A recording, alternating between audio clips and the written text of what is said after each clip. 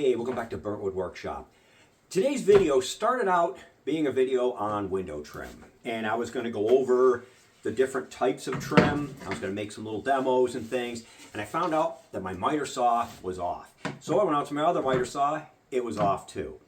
So this turned into a deep dive into miter saw tune-up. And what we've got is a 30-year-old Craftsman, which I'm going to show you in a second here, and we're going to show how to tune that up so that you can get a nice, perfect miter, and show you some of the different things about miters in the end on what you can do to get perfect miters and the things that cause miters to come out not perfect.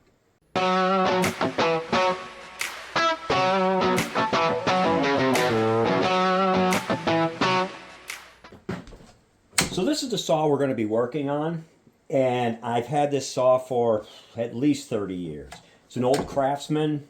It's been kicked around, tossed around, thrown in the truck, thrown in the van, thrown all over the place. And it was a little bit off.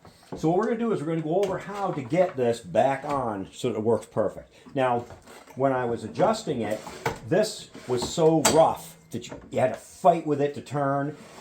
As you can see now, she works beautiful. So we're going to go over how to fix that. We're going to show disassembly, and I'm going to go over that right now. And we're going to show how to tune everything up to get your saw to cut perfect miters. Now, this one's pretty simple. The fence here is held on by 2 screws on either side, so you want to pull that off first. And then you're going to tip it up. Now let's move it this way a little bit. You're going to tip it up, and you're going to pull the bolt out of the center and the 2 bolts off of your adjustment arm. And then this whole platter will lift out, and I'll show that in a second here. But that's pretty much, it's not that simple. It looks intimidating, but it's not really that bad. And once you pull it apart, after, if your saw was working back poorly, this is a 30-year-old saw. So we're going to go over this, show how to tune it up, get it set nice. And we'll do some miter cuts afterwards and show how it looks. So what started as a quick video on how to trim out a window turned into a deep dive into my miter saw. And this is a 30-year-old Maine USA Craftsman, and it was binding on the rotation, setting the angles, and the angles were off. So I was gonna reset the angles, and I figured while I'm at it, I might as well just deep dive and fix the binding. Now what happens is the binding was this aluminum built up a little buildup on it of burr. So what I did was I went in with some 340 sandpaper, and I just got those couple of burrs off, and I threw some clear paste wax on the slide rail here and in this track here. So I had a burr on this edge. So basically I just took some really fine sandpaper and I just went and I hit it, took the burr off. So now this is nice and smooth. And then I went in with some triple-aught steel wool, and I went around and I cleaned the whole thing up. And then I'm just going to put some paste wax on it. And as you put it on, if you feel another burr, like right there, there's a little bit of a burr. So we just want to and you probably shouldn't be running your bare finger around it. Maybe you do it with a rag, but let me turn this. I don't want to break my guard, but I just want to turn this way. So actually, I can run my finger along this now. It's nice and smooth. So we're just going to put a little bit of wax. And you could just go over this with a rag, and if you feel it catching, you could go where it catches and fix it. But when I was rubbing it with my finger, I wasn't rubbing it real hard. I was just kind of lightly going over it to see if there are any more burrs. Now we've got this cleaned up really nice. Now what we're going to do is we're going to put this back together, and I'm going to show how to set it up and tune it up properly. And while you're waxing things, it really doesn't hurt to just wax up your work surfaces a little bit too. And honestly, sometimes you might not want them too smooth, but that's protects it too. So this saw is 30 some odd years old. It's been banged around, kicked around, hauled all over the place, and it's just been bulletproof. So what we're going to do is we're going to tune her up and make her work good again. Okay, so the first thing we want to do is we want to stick it back in the carriage, in the base. And that is there. Okay. Now, when we turn this, she still sounds a little rough. So we're going to go in here, we're going to sand her up and wax her a little bit more until she sounds smooth.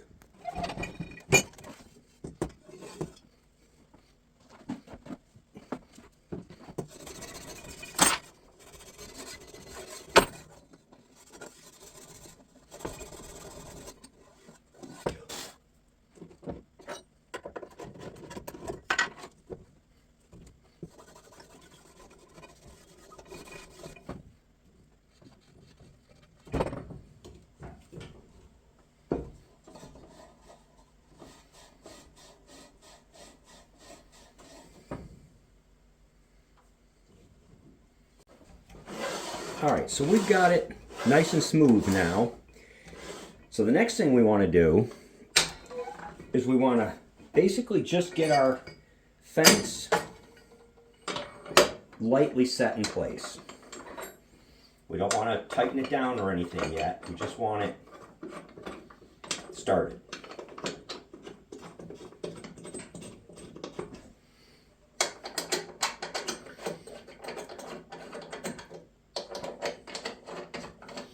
And then once we get it down to where it's just snugged up, we're going to want to test our blade against the fence. And we want to test the fence for straight across. So we've got her, snug her up a little bit, loosen her a tiny bit there, it's a little tight. All right, so she's got a little bit of play in her. I'm going to lock this down. And we didn't put our front piece on yet. So we're going to tip this back up and we've got to put our handle on. Otherwise she's just going to be freewheeling. So the only thing you don't want to do is cross thread these. So you got to be real careful to get them in nice and straight. All right, we're a little bit tight there. So there we go. Okay, so we've got these started in nice.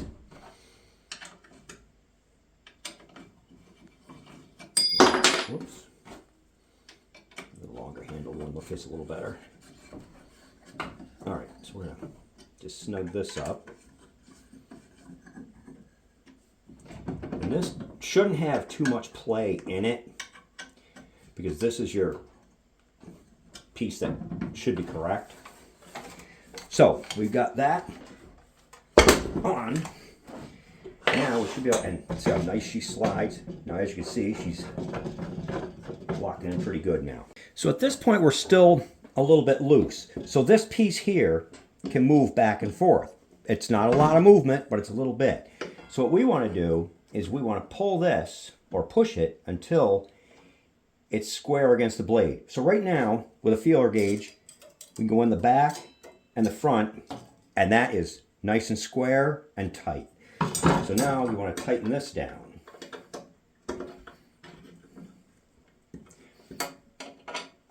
And then we're going to move over to the other side and check that. And to get a ballpark idea, sometimes you can pop this up and run your straight edge across here. And as you can see, we've got a gap here. So that would tell me that this needs to go back a little bit. And we'll verify it with this. So we're going to take it, we're going to lock her back down. Put this on here. And sure enough, a little bit of play there. So this needs to go back. And apparently it's too tight to go back.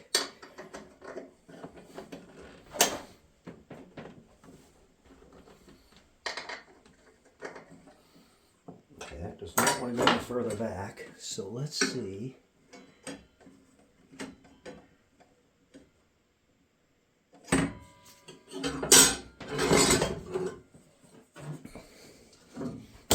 Oops, hit the camera. And this side's the harder side just because the motor's in the way. So the harder side would be the one that would give us trouble. And actually, I cannot get a feeler gauge in there, so I did get that pushed back far enough. It was hard to tell, but it did. So make sure you hold it when you tighten it, just so it doesn't move. And we'll take our straight edge and run it across here again to see if that's any better. And it looks like we still got a little bit of play there. Now I'm not sure if we can pull that forward or not with this yoke, but what we're going to do is we're going to try and pull it and sort of loosen it.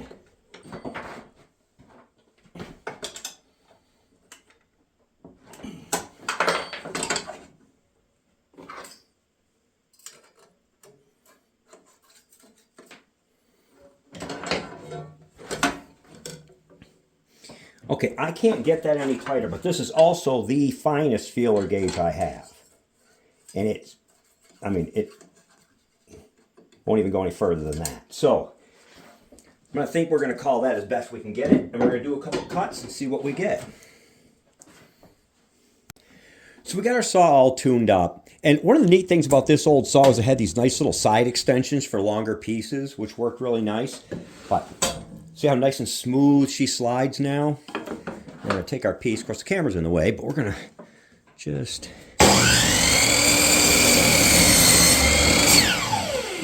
Okay, there's that. And here's our cut. As you can see, that is...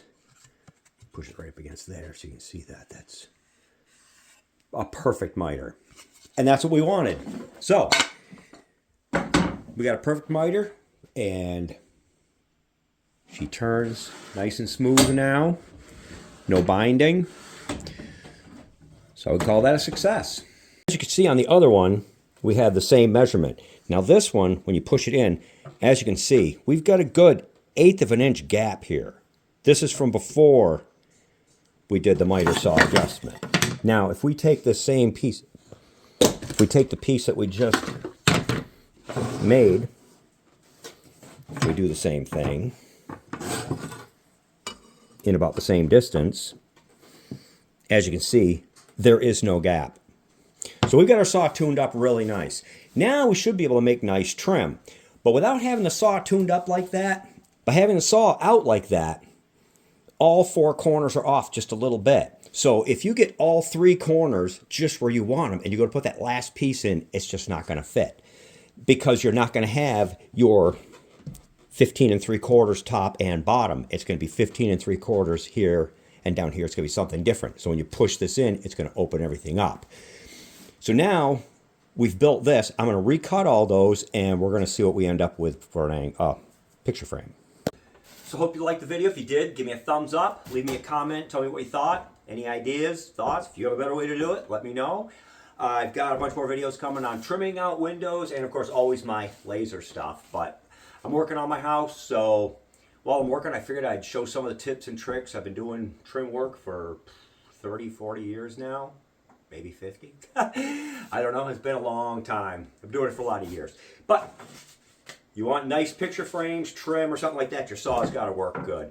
There's another jig that you can make that goes in the saw, and you leave the saw straight, and you can cut your trim that way. And I made one of those, and it worked really well, and I was going to show it in the video, but I can't find it. So if I find that, I'll do another video on that and show you. If you look it up, you'll probably find it on YouTube, because that's where I found it and tried it, and it worked really well. But that's another option for getting perfect miters.